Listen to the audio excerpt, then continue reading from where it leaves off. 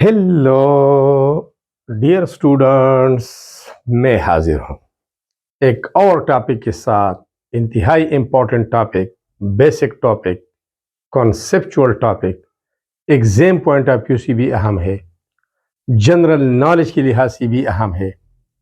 हमें इस टॉपिक से अवेयर होना चाहिए, बाखबर रहना चाहिए, क्योंकि इन्वायरमेंटल केमिस्ट्री के मुताबिक है, हमारे इन्वायरमेंट से रिलेटेड है। स्टूडेंट्स, टॉपिक पे जाते हैं। टॉपिक है एयर पोल्यूशन, एयर पोल्यूटेंट्स और टाइप्स ऑफ एयर पोल्यूटेंट्स। सबसे पहले एयर पोल्यूशन का डिफिनीशन करते हैं। तो air pollution can be defined as any unwanted interference, कोई भी बेजा मुदाखलत, अनवांटेड बेजा, न चाहने वाला, जिसको हम चाहते नहीं कि ये मुदाखलत हो, ये चीज़ें मौजूद हो लेकिन फिर भी मौजूद होती है। Any unwanted interference, whether it is chemical, chemical की शक्ल में हो, केमिकल इंट्रोड्यूस हो जाती है एटमॉस्फेयर में, फिजिकल, डस्ट पार्टिकल है, बायोलॉजिकल, माइक्रो ऑर्गेनिजम्स है, और रेडियोएक्टिव या रेडिएशंस है, विच एडवर्सली इफेक्ट, जो बुरी तरह मुतासिर करते हैं the natural quality of atmosphere, air की या एटमॉस्फेयर की जो नेचुरल कंपोजिशन है, तरकीब है, बनावट है, उसको डिस्टर्ब करता है और इंसानी जिंदगी पर उसकी बुरे असरात हो, प्लांट्स पर, बिल्डिंग मटेरियल पर और बहुत ज़्यादा एक्वेटिक लाइफ पर भी। सो चलते हैं। मैंने तो बोल भी दिया डिफिनीशन, लेकिन फिर भी मैं यहाँ पर रीड करता हूँ। एनी अनवांटेड इंटरफेरेंस, इंटरफेरेंस मुदाखलत, अनवांटेड न चाहने वाला बेजा, केमिकल, फिजिकल, बायोलॉजिकल और रेडियोएक्टिव, विच एडवर्सली, बुरी तरह, अफेक्ट, मुतासिर करना, द नेचुरल, कुदरती, क्वालिटी, मायार, आर कंपोजिशन, बनावट, तरकीब, of atmosphere or air is called air pollution. Chemicals like gases, वो इधर है, डिटेल में पढ़ेंगे। हमारा जो एटमॉस्फेयर है, एयर है, इसका नेचुरल एक कंपोजिशन है। अगर वो डिस्टर्ब हो जाए केमिकल की इंट्रोडक्शन की वजह से, फिजिकल मटेरियल, बायोलॉजिकल मटेरियल या रेडियोएक्टिव सब्सटेंसेस की वजह से, तो फिर हम उस एयर को पोल्यूटेड एयर बोलते हैं। और उन केमिकल्स, फिजिकल चीज़ें जो है, बायोलॉजिकल या रेडियोएक्टिव सब्सटेंसेस, उनका इंसानी ज़िंदगी पर, प्लांट्स की ज़िंदगी पर, एक्वेटिक लाइफ पर, इसके अलावा बिल्डिंग मटेरियल पर, ज़मीनी अशिया पर क्या असरात है। तो ये सब कुछ हम इन्वायरमेंटल केमिस्ट्री में स्टडी करते हैं और बोलते हैं। ठीक है, अब आते हैं एक और डिफिनीशन की तरफ।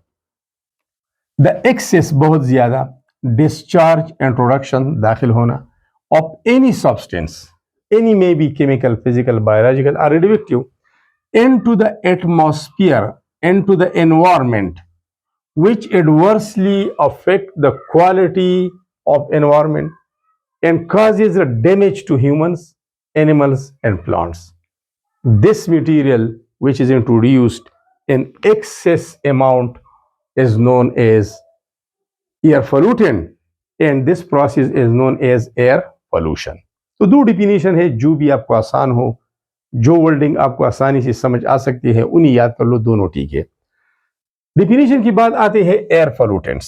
Simply, air pollution causing materials, वो मटेरियल जो एयर को पोल्यूट करते हैं, हवा को आलूदा करते हैं, हवा को गंदा करते हैं, which make the air unfit for breathing, जो सांस लेने के लिए हवा को अनफिट, गैर मौजून बनाता है। अगर सांस हम लेती भी है तो वो केमिकल्स हमारी बॉडी के अंदर चले जाते हैं, लंग्स की तरफ, और मुख्तलिफ बीमारियां पैदा करते हैं। एयर पोल्यूटेंट्स डिफाइन करते हैं सब्सटेंसेस दैट आर रिस्पॉन्सिबल, वो सब्सटेंसेस जो जिम्मेदार होते हैं for causing air pollution are called air pollutants. Simply, air pollution causing materials whether they are chemical material, physical material, biological, micro organism, जिसका मतलब है रेडिएशंस, जो एयर को फलूट करते हैं और एयर को अनफिट गैर मौजून बनाते हैं ब्रीथिंग के लिए, सांस लेने के लिए, उसको एयर पोल्यूटेंट्स बोलते हैं। स्टूडेंट्स, एयर पोल्यूटेंट दो किस्म के होते हैं। सो जाते हैं टाइप्स पे। Types of air pollutants, there are two main types of air pollutants. Number one, primary air pollutants. Number two, secondary air pollutants. तो प्राइमरी एयर पोल्यूटेंट्स क्या है? Those substances, those pollutants, those pollution causing materials which are directly emitted, जो directly बराह रास्त खारिज होते हैं और एयर में दाखिल होते हैं, एटमॉस्फेयर की तरफ जाते हैं, into the atmosphere either through industrial sources और automobiles are called primary air pollutants. जो ह्यूमन एक्टिविटीज, नेचुरल एक्टिविटीज की वजह से पैदा होते हैं और डायरेक्टली एटमॉस्फेयर की तरफ चले जाते हैं और एटमॉस्फेयर की नेचुरल कंपोजिशन को डिस्टर्ब करते हैं और फिर उसकी बुरी असरात भी होते हैं। तो वो पोल्यूटेंट जो डायरेक्टली एमिट होते हैं एटमॉस्फेयर में, एयर में, एनवायरनमेंट में, उसको हम बोलते हैं प्राइमरी पोल्यूटेंट्स। इसमें शामिल है गैसेस, और गैसेस में फिर है carbon dioxide, carbon monoxide, sulphur dioxide, sulphur trioxide भी हो सकता है, लेकिन ये सल्फर ट्राइऑक्साइड फिर ऑक्सीडेशन ऑफ SO2 से बनता है, यहां पर हम डिस्कस करेंगे। इस तरह नाइट्रोजन डाइऑक्साइड है, नाइट्रोजन मोनोऑक्साइड है, नाइट्रस ऑक्साइड है, अमोनिया है और हाइड्रोजन सल्फाइड है। इसको नाइट्रस ऑक्साइड बोलते हैं। दोबारा मैं रिपीट करता हूं, इसको नाइट्रस ऑक्साइड बोलते हैं। इसको लॉफिंग गैस बोलते हैं। लॉफिंग, हंसी, ये जब ज्यादा मिकदार में इनहेल हम करते हैं तो हंसी का एक दौरा आ जाता है। जो लोग उदास उदास रहते हैं थोड़ा थोड़ा इसको भी इनहेल कर लिया करें ताकि आपको हंसी का दौरा पड़े और आप खुशबाश लगे। ठीक है, इन दोनों को जनरली हम बोलते हैं COx. What is meant by COx? Oxides of carbon. इसको बोलते हैं SOx. Ox means oxides, S for sulphur. इसको बोलते हैं नॉक्स, ऑक्साइड्स ऑफ नाइट्रोजन। ये तो अमोनिया है और ये हाइड्रोजन सल्फाइड है। इसके अलावा पार्टिकुलेट मैटर, जो हम फिजिकल पोल्यूटेंट्स जिसको बोलते हैं, जो जिसका मटेरियल स्टेट हो, सॉलिड शक्ल में हो, जैसा कि है डस्ट, स्मोक। स्मोक का मतलब है धुआं या अनबर्न कार्बन। वो कार्बन जो अनबर्न हो, जो CO2 या CO में कन्वर्ट ना हो, जिसकी बर्निंग ना हो जाए, उसको डस्ट स्मोक कहते हैं। इसके साथ एश, जिसको हम रॉक बोलते हैं, एश। इसके अलावा रेडियोएक्टिव सब्सटेंसेस भी हो सकते हैं प्राइमरी पोल्यूटेंट्स में। अब आते हैं सेकेंडरी पोल्यूटेंट्स। सेकेंडरी साने भी होते हैं। ये secondary pollutants in primary pollutants के केमिकल रिएक्शन से ही बनते हैं एटमॉस्फेयर में। ये प्राइमरी है, डायरेक्टली इमिट होते हैं, ये डायरेक्टली इमिट नहीं होते। ये जो एटमॉस्फेयर में चले जाते हैं आपस में रिएक्शन करके दूसरे पोल्यूटेंट्स बनाते हैं। वो भी एयर पोल्यूट करते हैं, हवा आलूदा करते हैं, एनवायरनमेंट को आलूदा करते हैं। लेकिन वो चूंकि पहले से मौजूद प्राइमरी पोल्यूटेंट से बनते हैं, लिहाजा उसको सेकेंडरी पोल्यूटेंट बोलते हैं। डिफाइन करते हैं, secondary pollutants are form from chemical, या तो इन प्राइमरी रिएक्टेंट्स पोल्यूटेंट्स के दरमियान केमिकल रिएक्शन होता है, और photochemical reaction. Photo means light. वो केमिकल रिएक्शन जो सनलाइट की मौजूदगी में वाक़ होता है उसको फोटोकेमिकल रिएक्शन बोलते हैं। Between primary pollutants and other atmospheric constituents, या तो प्राइमरी पोल्यूटेंट्स आपस में मिलते हैं, सेकेंडरी बनाते हैं, और या एक प्राइमरी पोल्यूटेंट होता है और दूसरा एटमॉस्फेयर का एक केमिकल होता है जो ऑलरेडी नेचुरली मौजूद होता है, लाइक नोबल गैसेस है, इस तरह वाटर वेपर्स है, इस तरह CO2 भी नेचुरली मौजूद है, नाइट्रोजन भी नेचुरली मौजूद है, ऑक्सीजन भी नेचुरली मौजूद है। तो प्राइमरी पोल्यूटेंट्स के केमिकल रिएक्शन या फोटोकेमिकल रिएक्शन से जो नई पोल्यूटेंट्स बनते हैं एटमॉस्फेयर में, उनको हम बोलते हैं सेकेंडरी एयर पोल्यूटेंट्स। अब सेकेंडरी एयर पोल्यूटेंट्स के एग्जांपल की तरफ आती है, सल्फ्यूरिक एसिड है। सल्फ्यूरिक एसिड तो ये किस तरह बनता है? एटमॉस्फेयर में सल्फर डाइऑक्साइड भी है, सल्फर ट्राइऑक्साइड भी है, let's say sulphur trioxide is present. जब बारिश बरसता है तो बारिश के पानी में ये डिजॉल्व होता है और ये बनाता है, यहाँ लिखिए H2, फिर लिखिए सल्फर और फिर कंबाइन करिए 3 ऑक्सीजन ये है और एक ये है 4। तो ये भी एयर पोल्यूटेंट है, ये एसिड रेन काज करता है। एसिड रेन हमारा टॉपिक है, बाद में पढ़ेंगे। इसके अलावा कार्बोनिक एसिड है। ये क्या है? Carbonic acid. CO2 तो नेचुरली मौजूद है 0.038% एटमॉस्फेयर में, लेकिन ह्यूमन एक्टिविटीज की वजह से, इंडस्ट्रियल एक्टिविटीज की वजह से, नेचुरल एक्टिविटीज की वजह से, ऑटोमोबाइल से जो गैसेस खारिज होती है गाड़ियों से, उनमें भी CO2 होता है।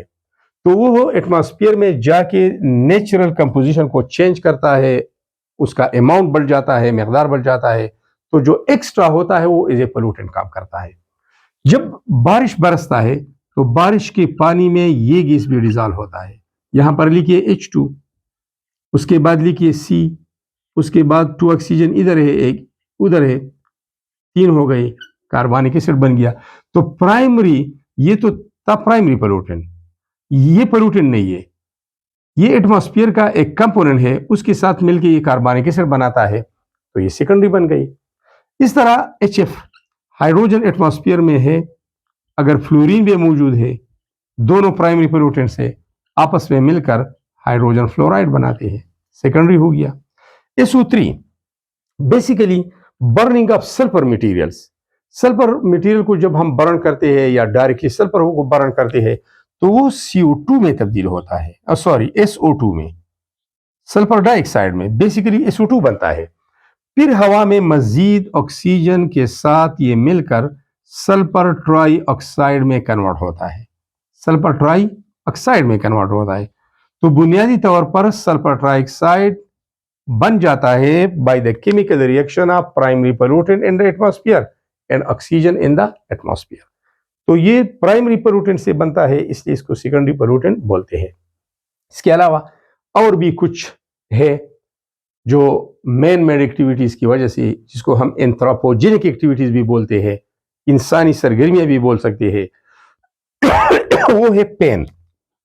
कैपिटल है, एब्रीविएशन है PAN, पर ऑक्सी एसाइल नाइट्रेट या पर ऑक्सी एसिटॉइल नाइट्रेट, पर ऑक्सी एसाइल नाइट्रेट। ये भी फोटोकेमिकल रिएक्शन होता है एटमॉस्फेयर में, उससे ये बनता है और फिर एज ए पोल्यूटेंट काम करता है, हवा को आलूदा करता है, क्योंकि नेचुरली ये मौजूद नहीं होता।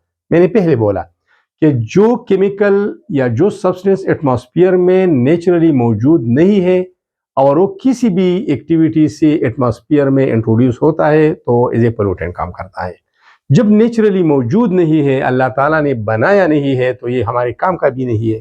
अगर इंट्रोड्यूस होता है तो इसका मतलब ये है कि ये हमारे लिए हार्मफुल होगा, और हार्मफुल तो होगा, अगर न होता तो अल्लाह ताला ने पहले से ये पैदा किया होता है एटमॉस्फेयर में। Students, these were all about this topic. Thanks a lot for watching the video.